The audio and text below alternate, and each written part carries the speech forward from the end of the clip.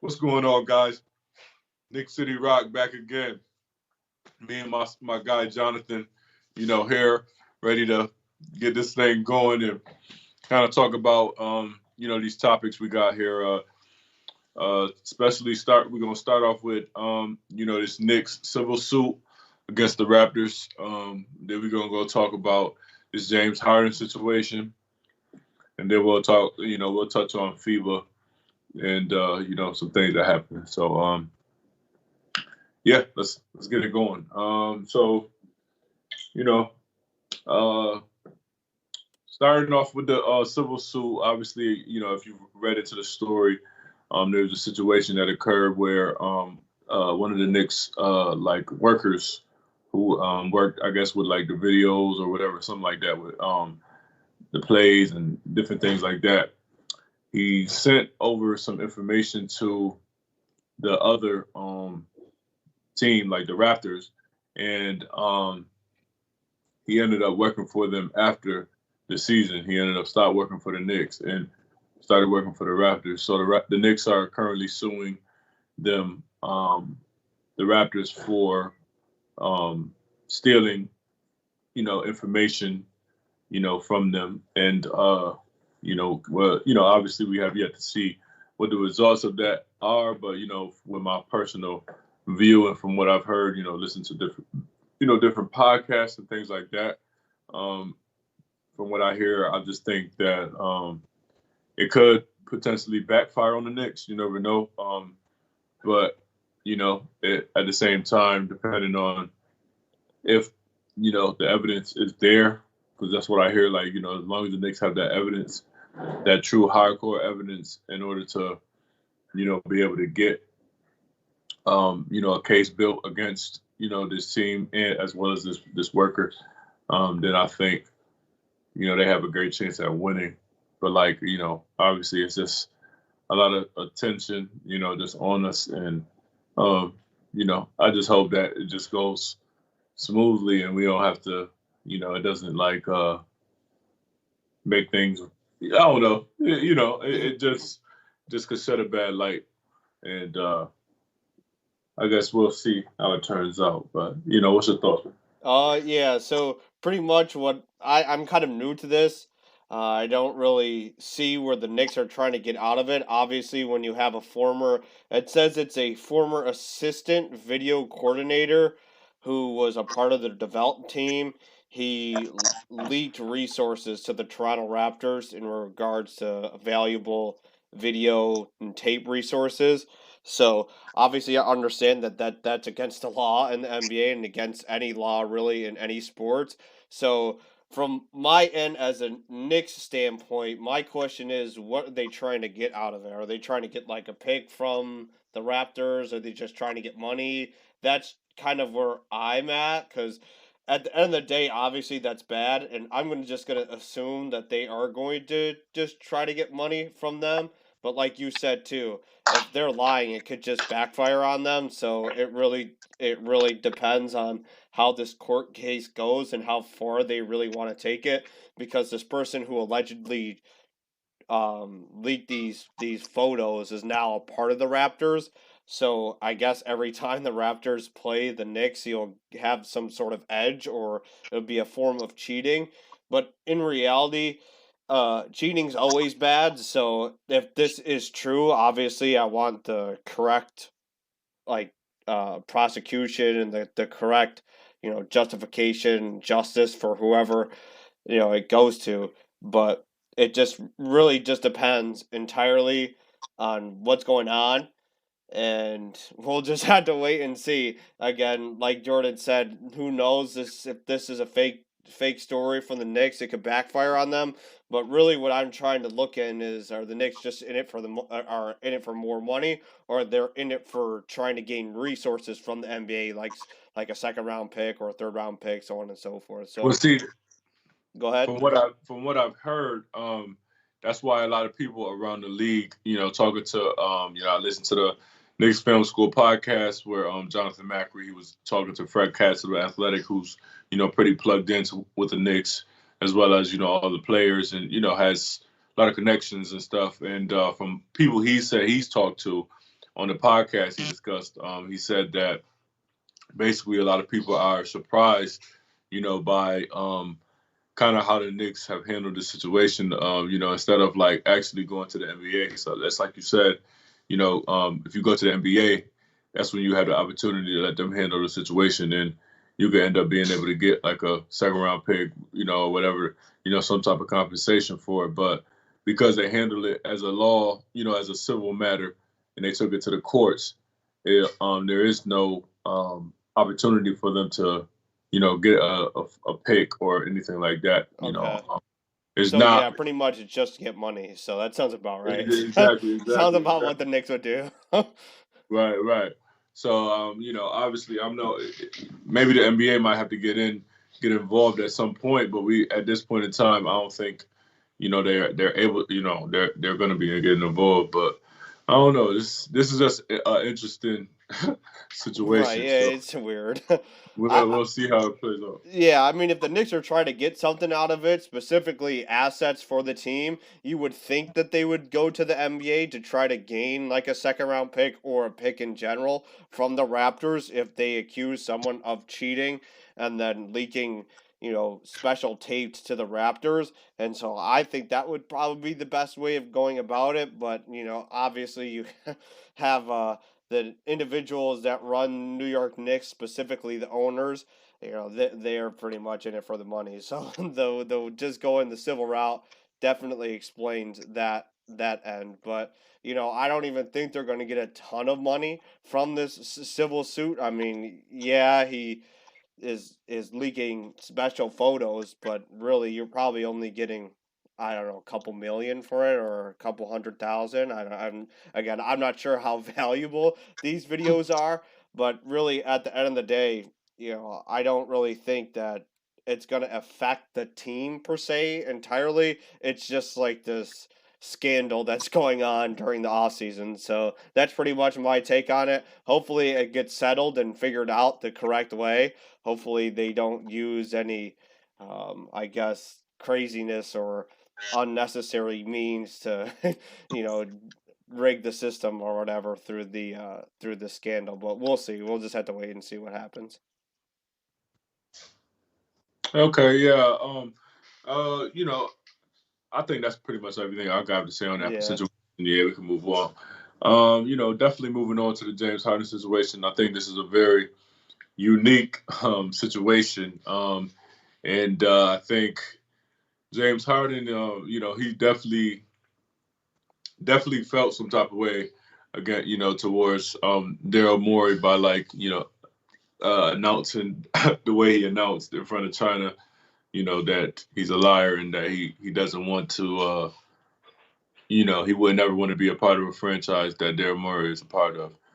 And to see that relationship, that has been, together for so long, kind of be torn apart like this, it's definitely shocking. And I'm definitely surprised to see how it kind of happened, and the way it happened. But I don't know. From what I've heard and from what I've seen, I think, you know, um, a lot of people feel that James Harden, a lot of the reason why James Harden hasn't been traded to, the Clippers is I don't think there's a deal for the. There hasn't been a deal, and I think Daryl Morey, especially at this point in time, is kind of at a crossroads. Um, from what I hear, also as well, I've always kind of liked James Harden as a player, but like, I guess he has a bad reputation, and I think that even makes it even more difficult for him to be traded right now. And it's just a lot of a real messy situation, and I just kind of feel bad for Embiid at this point because he's really had it's all one. Wait. First it was Ben Simmons, and then now it's James Harden. Like every time he has somebody he can depend on, they kind of fail him at some point in time. So we'll see. Yeah, so my take on James Harden, we're kind of going outside of our lines here, talking outside the Knicks, but it's the off season. There's not a lot to talk about with the Knicks, so we'll just dive into James Harden. For me, my personal take on that is pretty much exactly what Jordan said. When you have a player who he's been with his GM for a long time, right? He's been with him since Houston, right? So, he's been with this GM for a very long time. I think it's either he's fed up with not winning with this GM, and I'd probably attest to that. That's probably majority of the reason why. But again, I just don't understand the the way James Harden is going about this. Again, if he wants to be out of Philadelphia, he probably should just keep things to himself so that a trade can be more valuable or more appealing for the other team that's trading for him. Like Jordan said, he's trying to get out of Philadelphia, and the team that he wants to go to is the Clippers. But the Clippers aren't really trying to trade for him because he's not really appealing for the Clippers. And overall, I think James Harden is a great player. I think his play has downgraded in a way. I mean, he's getting older, but his defense has always been terrible. And his shot has been reasonable throughout his career. It's still pretty good. And he's a valuable player to have, but I don't think he's as valuable as he once was. So when he was on Houston, he was extremely valuable, one of the best players in the league. Then he went to the Nets, he was okay, and then his time in Philadelphia was okay, but clearly he has issues with the front office and the people running the team. I don't necessarily think he has a problem with the teammates, but again, I don't think it's a great situation for James Harden. I think that he should probably get out of there as soon as he possibly can. But again, like I already mentioned, he's not really making his case good. You're not making it to where he's going to be a player that you can trade for. Plus, he's got traded twice in the last couple of years. So I don't think another team is going to take on that burden. But that's pretty much my take on it. The one thing that I did want to ask you, Jordan, the if he does have a destination, where do you think James Harden is going to go? Because it's And either that's he the doesn't play at all with the 76ers or he gets traded. So I know we mentioned the Clippers, but in your opinion, where do you think he's going? and that's the thing, man. It's like for me, I feel like it's just difficult to see him, in places. I don't really know, you know, from what I heard, maybe like Chicago, Chicago maybe making a last ditch effort to maybe like catapult themselves above out of the like, the middle tier, that little play-in tier, and maybe get above that tier and go towards like, the 6, 7 or 5, 6, that 5, 6, 7 seed. That's but other than that, maybe like Washington, another team like on the fringe who trying to like make some noise. I can't really think of one team that I am not gonna lie. When I heard them talk about it, I was like, yeah, I like that. The Lakers. I could see him playing with over there with LeBron and AD. You know what I'm saying? Like he got the defense to cover for him, and he like I think that would be a good little that would be a worthwhile trade. Maybe not the Clippers, but yeah, definitely I think that would be a good destination for him. But yeah, out of that, that's like I think that would be my main one for sure. I can't really think of any other one because most other teams is like I know he wanted to go to Houston. There was rumors he wanted to go to Houston, but they got Van Vliet, in free agency, and then you have I don't even know. It's like it's so many teams that like pretty much is covered and or like either covered or they just not looking for a player like of his age, for their team or their timeline. So that's just kind of how it goes. I know another one was the Suns, but I don't really know what type of trade that might be. I Be don't a think. crazy Yeah, one. right. I'm about to say they just got Bill, but I don't know. I think I'm very interested to see this, but I don't think that. I think James Harden, to be, in my personal opinion, and I even heard they was even saying this. Like I heard this on.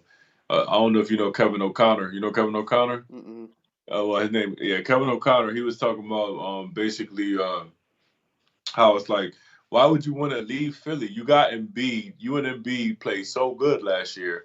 Y'all obviously y'all kind of shit the bed, for lack of a better way to say it. Y'all shit the bed in the playoffs, in a game 7, both of y'all. But you know, this is your best opportunity, really, to be in a situation where you can still do what you got to do, as well as have another great player you can depend on who's going to take you to that next level. So, that, and that's the problem with James Harden. It's kind of like Kyrie. It's like you don't know what from what's going to happen from year to year, or from game to game almost. It's like it's always something. So I don't know.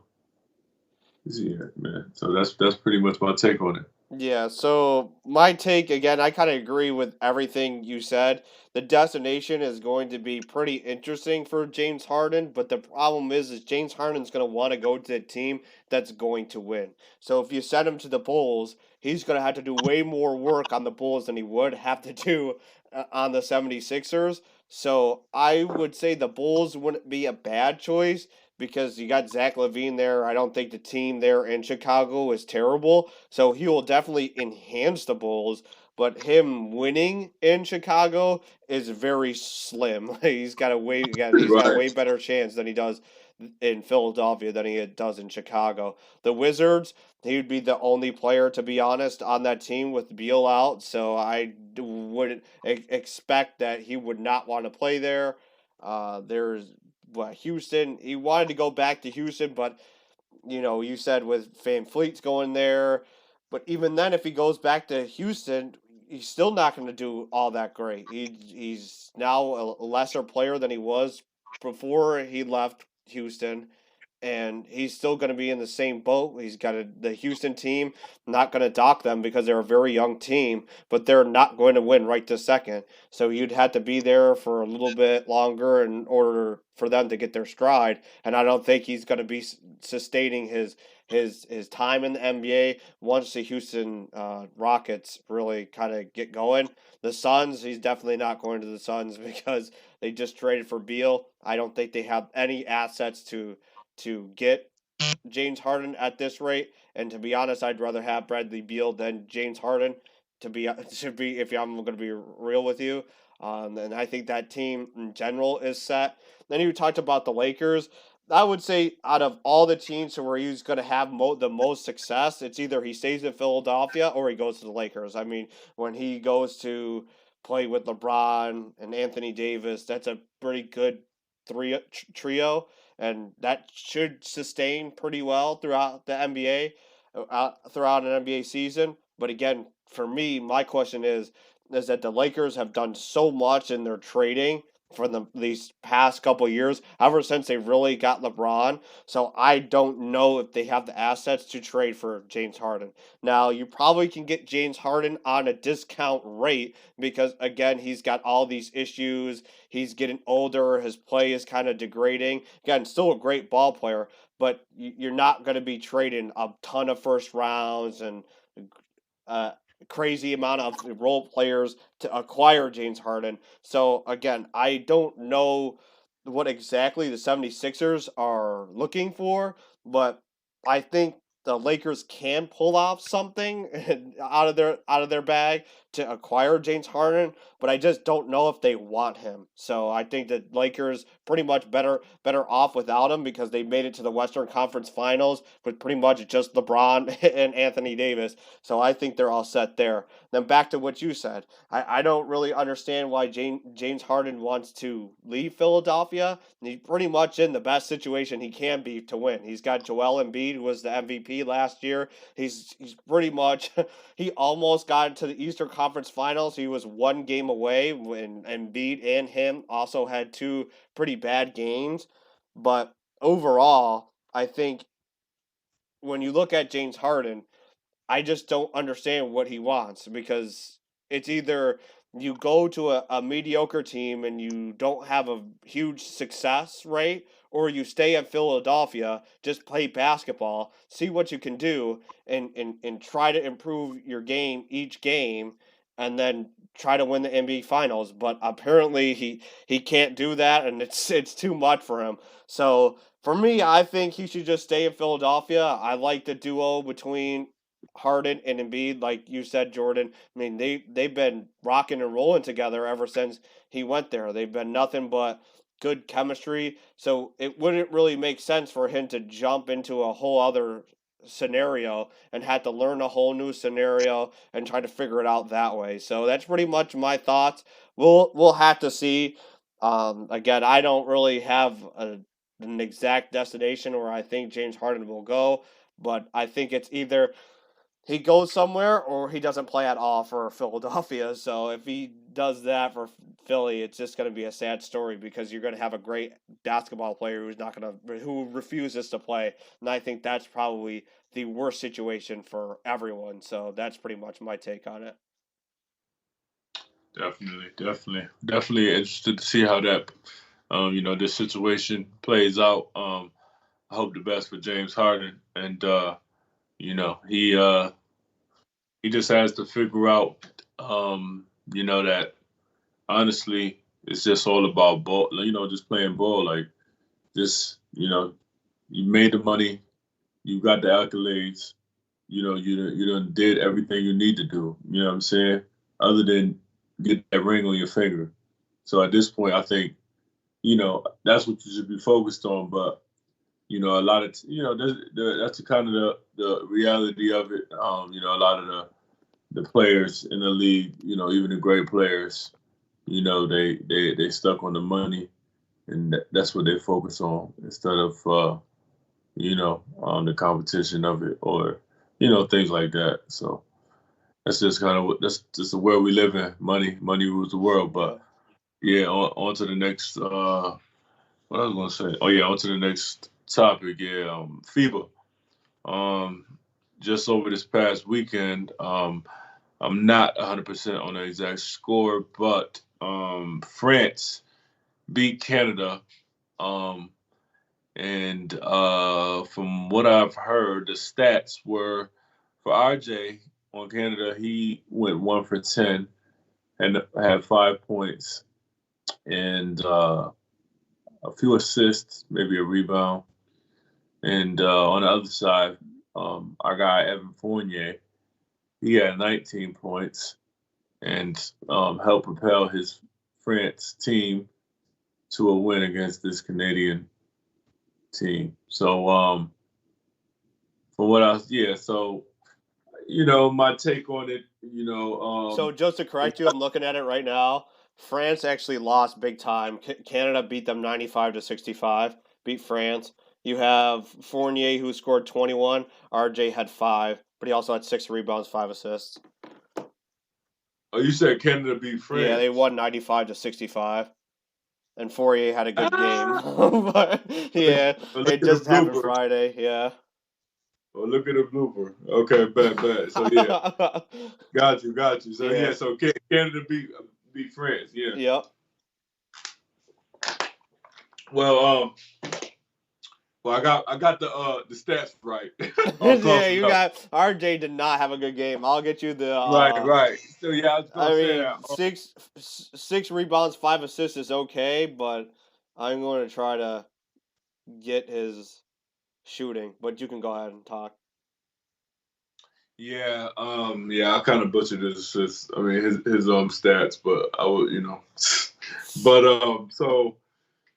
That from what I heard and from listening to podcasts and different things, RJ was pressing.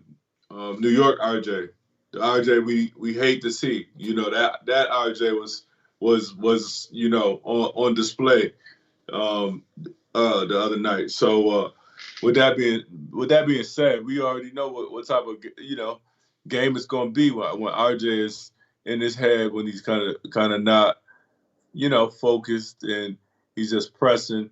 It's like you got such a great team right now. Like you got Shai Gilgeous, you got other people that you can depend on who are going to take up the slack. So there's no need to press, but that's something you got to continue to work on. And we know he's capable of it because he showed it in the playoffs, this past playoffs, in all those games. Being able to make the right decisions and pick his spots wisely instead of just going up every time. So, there's something you got to continue to do and carry it into, FIBA and practice good habits. So by the time we get to New York, he already know what to do. Right. Yeah. Yeah. So So yeah, the stat line for RJ is he scored 5 points. He scored 5 points. He was 1 for 10 on the field. He was 0 for 3 from 2 pointers, 1 for 7 from three, and then he was 2 for 4 just foul and foul 1 for shots. 7 from three. That boy was chucking. Yeah, 1 from 7. Yeah. So yeah, not a good game from RJ. Just like Jordan said, um, this is the RJ Knicks fans' fear. We don't want to see that at all. 5 points when you're the third overall pick, and what if you look at the Knicks specifically, he's supposed to be what, their third best player. So your third best player can't be getting those stat lines. And yeah, it's FIBA, and yes, he's playing for Canada in a game where they won 95-65. But RJ's one of their best players too. I mean, he's one of their most valuable players. You can't get 5 points. That's not like, if I'm a Canadian fan, you have Shai Gilgeous-Alexander, you have R.J. Barrett, and then Kelly Olynyk. Those are pretty much your big three that are prominent in the NBA. So obviously, Shai Gilgeous-Alexander is going to be the prominent scorer. In this game, he did go pretty nuts. He got 27 points, and he shot 9 for 19. So that's pretty good. But RJ is right behind him. He's the second most valuable player for Canada. So if he's got 5 points and 1 for 10 for the field, that's not good at all whatsoever. So that's kind of rough news for RJ and Canada. But again, this is only really one game. So RJ has always had his sets of bad games. So I don't think this hopefully won't lay over in the FIBA World Cup, because again, he had a really couple of good games previously. He had get 20 something points, 31 points in one game. So it's not like RJ can't perform in this environment. So hopefully when the FIBA World Cup does start, we get RJ rocking and rolling once again. But again, bad game, and hopefully he can figure it out so that he can have a really good tournament and then keep that momentum going in to when he puts on that Knicks jersey. But that's pretty much my take on RJ. Did you want to talk about Fournier, Yeah, Jordan? we can talk about Fournier. Okay. Fournier is just helping that trade value for hopefully this upcoming trade in the next couple weeks. But that's pretty much it. I just hope it's just good to see that he is showing that he still got it. He still can shoot. He still can score. He's not a scrub. He's not a bum. And I know he's a professional. He's gonna come out there. He's gonna shoot that ball. He gonna hit some shots. So it's good to see. Well, I'm happy for you. He's still a Knick, and even when he's out of here, I'm gonna definitely root for him because he's definitely a consummate pro and somebody who despite all the trials, tribulations, being benched, starting, you know what I'm saying, like that going from one to the other.